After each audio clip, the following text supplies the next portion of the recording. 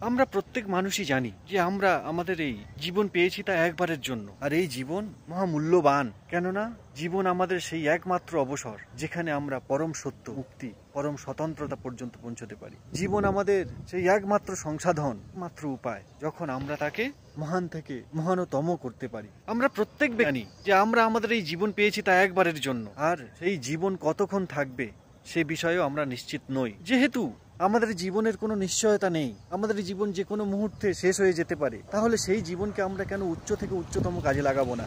এই জীবনকে কেন মহান থেকে মহানতম আদর্শ আমরা দেব না? কেননা এই একটাই মাত্র সুযোগ না? আপনি জীবন একবারই পেয়েছেন, আপনার কাছে মহামূল্যবান কিছু আছে, আপনি তাকে হেলায় ফেলায় নষ্ট করবেন, না সেই বস্তু বা জিনিসকে আপনি সমুচিত ব্যবহার করবেন? মনে করুন আপনার কাছে একটা দামি ওষুধ রয়েছে, মেডিসিন, তো সেই ওষুধের একটা এক্সপায়ারি ডেট নিশ্চয়ই হবে। তাহলে আমাদের উচিত কি?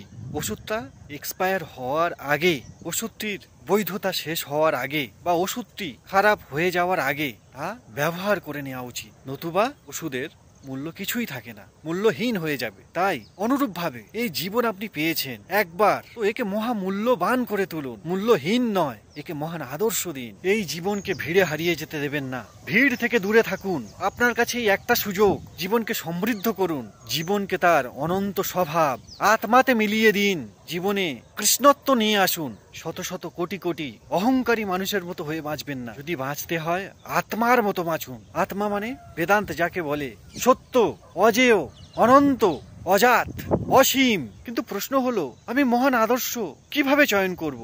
মহান আদর্শ কোথায়? কে এমন মহান ব্যক্তি রয়েছেন? কার আদর্শে অনুপ্রাণিত হয়ে আমি আমার নিজের জীবনকে মহান থেকে মহানতম করে তুলব? আমি আমার চেতনাকে উচ্চ চেতনা কিভাবে বানাতে পারি? আপনার চেতনাকে উঁচু বানাতে পারে বেদান্ত আর গীতা। এছাড়াও পুরো বিশ্বের যে উইজডম লিটারেচার রয়েছে সেগুলো পাঠ করে আপনি আপনার চেতনাকে একটা উচ্চতম চেতনা বানাতে পারেন। আপনি আত্মা সম হয়ে বাঁচতে পারেন। একটা জীবন মিলেছে না, ছোটখাটো কাজে, ছোট ছোট বিষয়ে, নিচু কাজে কিভাবে লাগাই?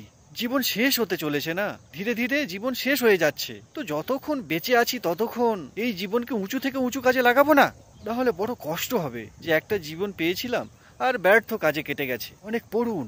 আত্মা মানে বোধ, বোধ জ্ঞানের দ্বারা প্রাপ্ত হয়। তো মনে রাখতে হবে, যে পরিচয় আমাদের বর্তমানে আছে সে পরিচয় আমার নয়। আমার আসল পরিচয় হলো আমি আত্মা, পিতা হলো সত্য, গোত্র হলো ব্রহ্ম, আর ধর্ম হলো মুক্তি। এমন ভাবে দৃঢ় প্রতিজ্ঞ হয়ে নিজের জীবনকে উঁচু থেকে উঁচু কাজে লাগিয়ে দিন, সমুচিত কাজে লাগিয়ে দিন। জীবনের প্রতিটি ক্ষণ, প্রতিটি মুহূর্ত যথার্থ বিষয়ের মধ্যে লাগিয়ে দিন, অন্যথায় ব্যর্থ কেটে যাবে।